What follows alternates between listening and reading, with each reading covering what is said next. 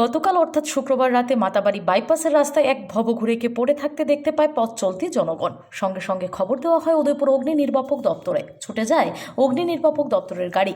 রাস্তায় পড়ে থাকা ভবঘুরেকে নিয়ে আসা হয় গোমতী জেলা হাসপাতালে। হাসপাতালের কর্তব্যরত চিকিৎসক জানান, অগ্নি নির্বাপক দপ্তরের কর্মীরা এই ভবঘুরকে নিয়ে আসে। তার নাম কিংবা ঠিকানা কিছুই জানতে পারা যায়নি। তবে এলাকার পথ চলতি জনগণ জানিয়েছেন, একটি মারুতি গাড়ি ধাক্কা দিয়ে পালিয়ে যায়। তবে তার মাথায় এবং শরীরের বিভিন্ন স্থানে আঘাত লেগেছে বলে জানান চিকিৎসক। গাড়িকে আটক করা যায়নি। বর্তমানে আহত ভবঘুরের চিকিৎসা চলছে গোমতী জেলা হাসপাতালে।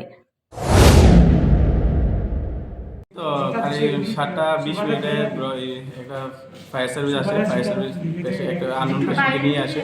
তারপর আমি দেখি মাথাতে আঘাত লেগেছে, পেশেন্ট আননোন। তখন আমরা পুলিশ ইনফরমেশন দেবো। পুলিশ আসার পর দেখি কী করা যায়। এখন তো প্রাথমিক যা চিকিৎসা করার তা করছি আমরা। কোন জায়গাতে সিটি স্ক্যান করাবো।